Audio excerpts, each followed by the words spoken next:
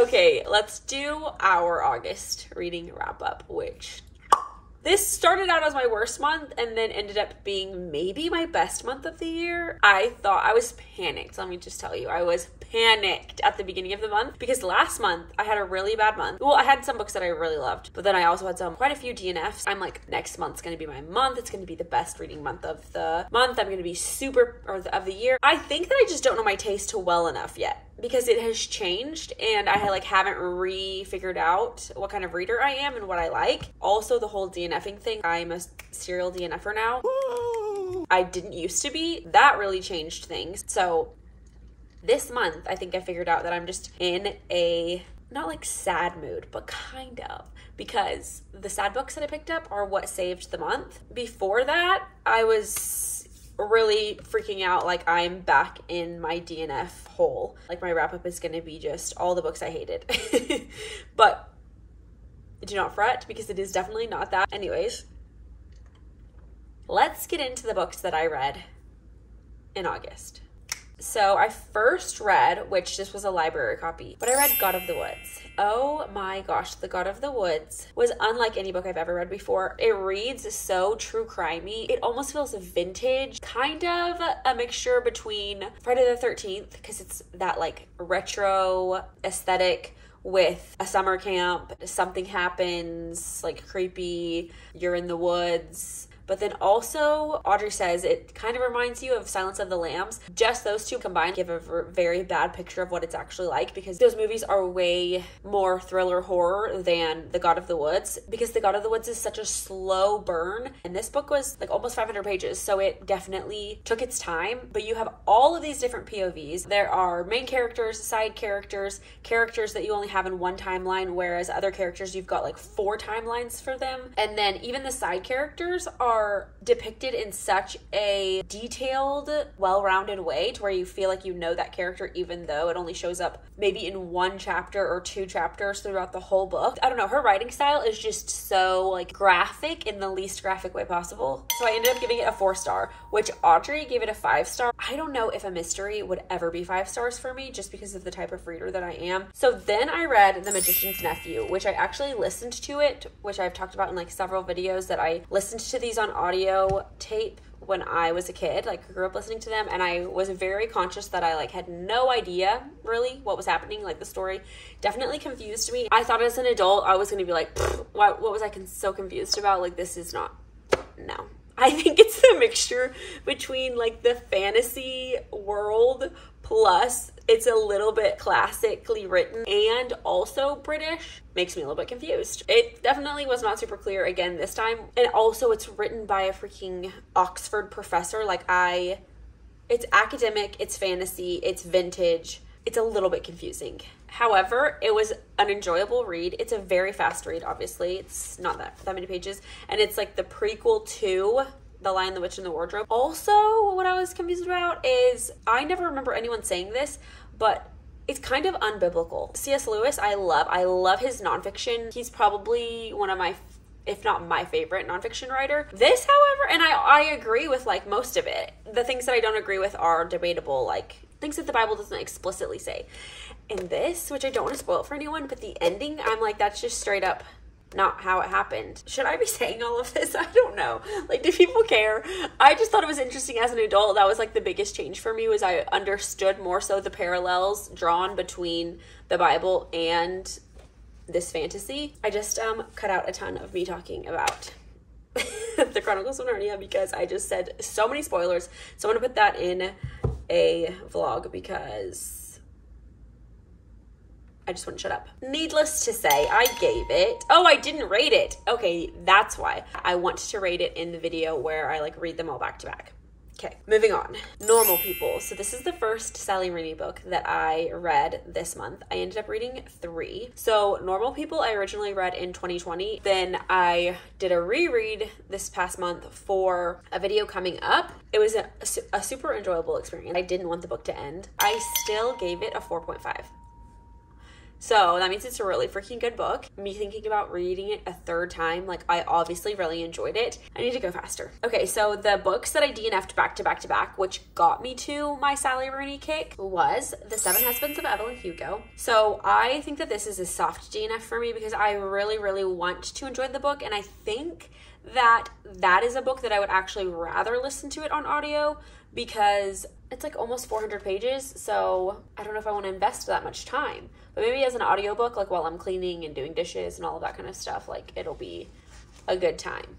I need books that are good, but also not phenomenal, because I need books that I can listen to on audio when I like have to be doing other things that aren't phenomenal, but also not like completely uninteresting. So anyways, I think that that will be that book for me. I just don't think that it's my like trope or like shtick, but I got, let me see how many pages in, 84 pages, chapter 13. Kind of reads like a what if Marilyn had lived. The Seven Husbands part, the like going back through memory lane. It's set in California, in Hollywood, in the like 50s and 60s, I think primarily. Goes through all of her husbands, all of her relationships, what she regrets, how she used and abused them, how they used and abused her. But I just don't know if I love glamorous books. I don't know. Like anytime someone's famous in a book, I'm like not that into it. So we'll see. So then I tried the rom-commers and I wanted to read it. So I think it was just the juicy cover, like the hot pink, the palm trees on the inside. I thought it looked so good. And like I said, I was starting out thinking, oh, I just want a cheap thrill, kind of. Just something fun, something lovey-dovey, just a nice little romance. And apparently that was not what I was in the mood for at all. But I started it and ended up hard DNFing at chapter 5, page 28. Just kidding. I kept going. I went to page 74. I just went ahead and DNF'd it. I said the writing style feels very juvenile and very uninteresting. Not into the main characters or the plot. I don't think I like rom-com, ? I'm not a huge rom-com fan in general. I think I'm just too serious of a person to like really enjoy it.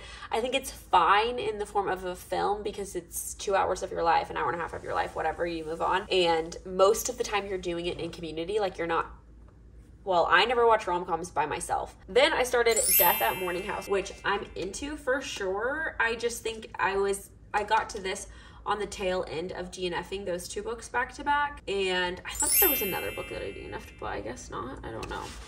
And then this one I like wasn't super into, just craving reading. This reads like a YA, and I think because it's a YA, I'm a little bit less interested in it. However, I am interested in like what's happening. It's a mystery. I'm curious. There's 2 timelines in it. One in like the 30s or something, and then one more modern day. I got to page 75. Wow, I basically got into the 70s in all of the books that I DNF'd. That's kind of funny. Okay, so the 1920s, and there are 7 kids that get adopted by this guy who is a doctor. He adopts them all when they're infants and then brings them to this house on an island called Morning House. And he's super rich, gives like Addams Family vibes, as well as The Sound of Music, kind of, because it's very like structured. They have a really weird like eating routine, exercise routine. It's just like kind of bizarre. 2 of the children die on the same day at Morning House, and they abandon the house. And then this is like decades and decades later. They allow the public to view the house for like 1 summer before someone buys it or something. And it's the point of view from the 1920s, from when those 2 deaths occurred. And then also a camp counselor or like guide. It's not a camp, she's a guide on the island. Her experience with the house. I don't know. I'm invested enough, for sure I'm going to read this. Anyways, then I read Conversations with Friends, which is Sally Rooney. And these 2 books I had no idea going in. Like I said, Normal People I had already read, and I also watched the show. These 2 had no idea really what they were about. I just knew I really liked Normal People, so I would give it a go. Ends up, it's about a young girl who gets into a relationship with someone that's like a decade or more older than she is. I think he's even more than a decade older. I don't know. So I did like the banter between the 2 main girls. They're best friends. They end up getting in a relationship, like friendship relationship, with 2 older a couple, I don't know, it's just a weird dynamic between two really young, just going to college, figuring out who they are, figuring out the world, mixed with two middle-aged people that have kind of already like made their choices. They're already fully in their careers, married, also sort of like struggling with their own things. So it's interesting to see that compared to each other and then how they interact with each other. But it was also kind of like a brutal book because it's like not a ton of fun to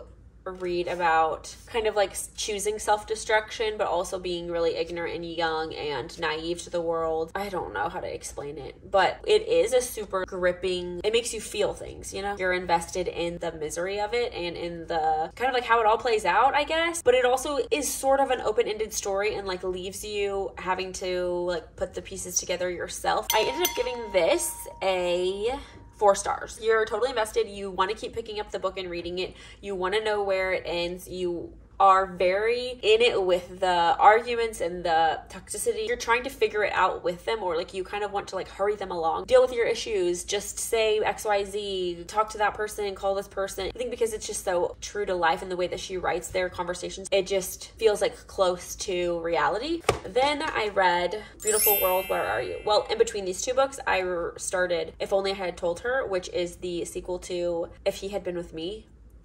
Talk about misery, talk about regret. Oh, that book just is like, that book will get you. Anyways, so that's what I read in between these. I didn't read them like completely back to back. I loved the characters. I loved the childhood best friend aspect of it. So there's basically 4 main characters, 2 like super main characters, and then their partners. So they're like all in this friend group together, and it's a dissection of the complexities of female friendship while you're going through your 20s and figuring out yourself, figuring out what you want out of life, and then what you thought you always wanted out of life, and then changing your expectations for what your life will be or is. One of the main characters is super successful, makes a ton of money, basically went out and did the thing, like what she always wanted to do, becomes a writer, is just miserable, has to spend time in inpatient, and then she kind of like isolates herself from her friends, and then what that does to her relationships with her best friend. The other main character is not super successful, but like more quirky and outsider. That internal dialogue of like, what does everyone think about me and who I was, or my self-identity in high school versus who I am in college versus who I am currently. Marrying those identities. Sally Rooney does a really good portrayal of, I don't want to say growing up, the different seasons of life, memories, and looking back. I wouldn't exactly say it's regret. It's not full on, I wish I was a different person. It's just kind of like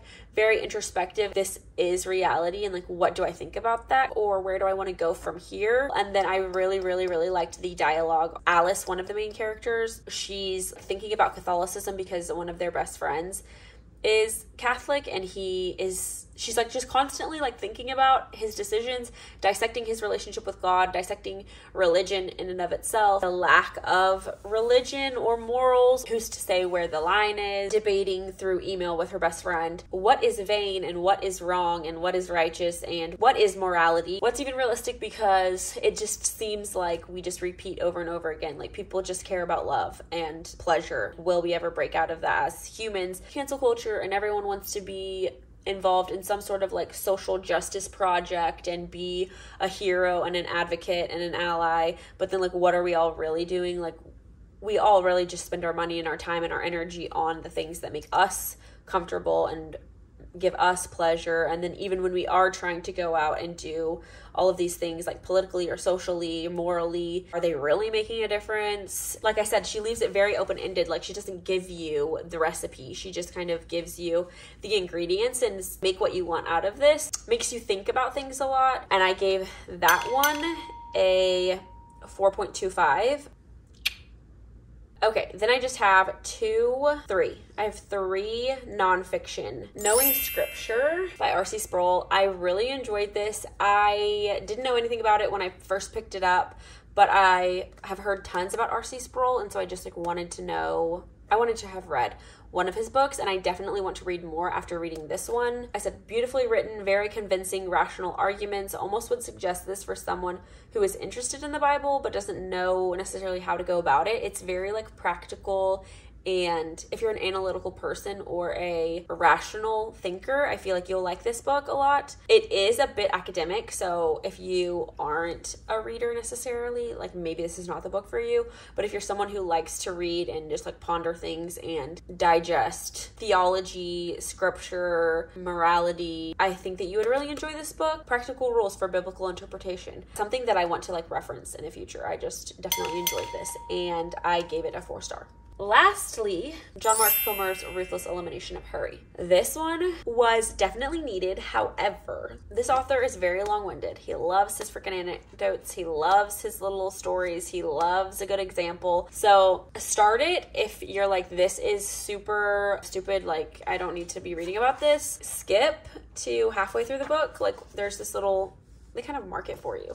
But the second half is a lot more of the practical things that you can actually implement in your life, and that was super helpful for me. So it's part 3 of the book. It says 4 practices for unhurrying your life, and these are the things that he straight up is like, turn your phone to black and white, don't have your phone charger in your bedroom. He has all of these rules for his own life that he follows. Practice the Sabbath, have 1 day a week where you aren't doing anything. They on Friday nights have like a cookie cake party, basically his whole family. They put their phones away, they get all of their errands done on Friday afternoon, so that Friday evening they shut off their phones. They all get together, bake a big cookie cake, and then sit and eat it with ice cream over a candlelit dinner, and then just talk about their highs and lows for the week. They sleep in the next day, they read scripture together, they read together, they sit by the fire or like go to a lake. And I don't know, it's just like they have this full on Sabbath, like actual rest and like turning off all of life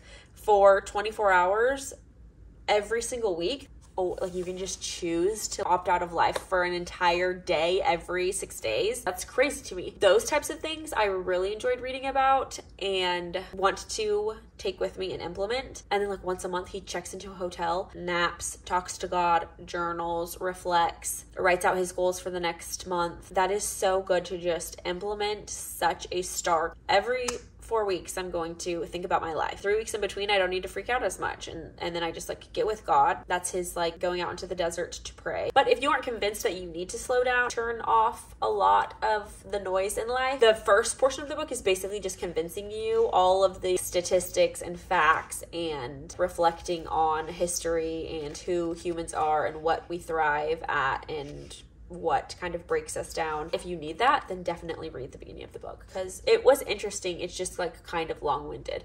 So anyways, I ended up giving The Ruthless Elimination of Hurry a 3.5 stars. Okay, then I've got like 5 books that I'm in the middle of, and some of them I literally was in the middle of last month, but this was a doozy of a month, and I kind of had a little like freak out at the beginning of it, being like, this is gonna be another terrible month, and then it wasn't, and then I just went down a full Sally Rooney rabbit hole. So anyways, I've got like 3 nonfiction and 3 fiction books that will hopefully be in next month's wrap up. And then for this month's Bible reading, I did a little bit of Revelation. In my defense, it's kind of a lot to digest and a lot of theories because I'm reading a bunch of text commentary on it, and it is, I mean, loaded. Like you can't just halfway read Revelation. It just doesn't do anything for you. You've got to like fully freaking take time and think about it, but it just takes a long time. So I am literally only a few more chapters into that than I was in July, but I'm enjoying it, and I'm definitely getting way more out of Revelation than I ever have. So that's super enjoyable. And then I also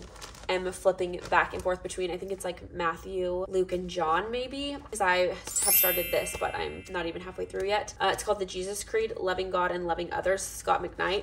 I don't know how much I love it yet. Obviously it's got good points, but I don't know if I just like love the author's writing style, but there are some good stuff. Like I have highlighted obviously some stuff and annotated a good bit. It's just not my favorite. Like I love the more classic, and then like John Piper and Francis Chan, that kind of those types of writers. He's a little bit like gentle maybe for me. Anyways, I have also been going back to the Gospels because that's what that covers more so. That is it. I say that is it. This is like an hour in. So sorry, my apologies, but those are the books that I read this month. If you like this video, please give it a thumbs up. Let me know what is your top and bottom. What is your favorite book and least favorite book that you read this month? I love you, and I will see you in the next one. Bye.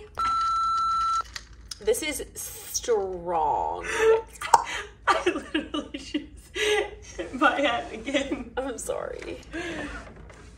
Truly.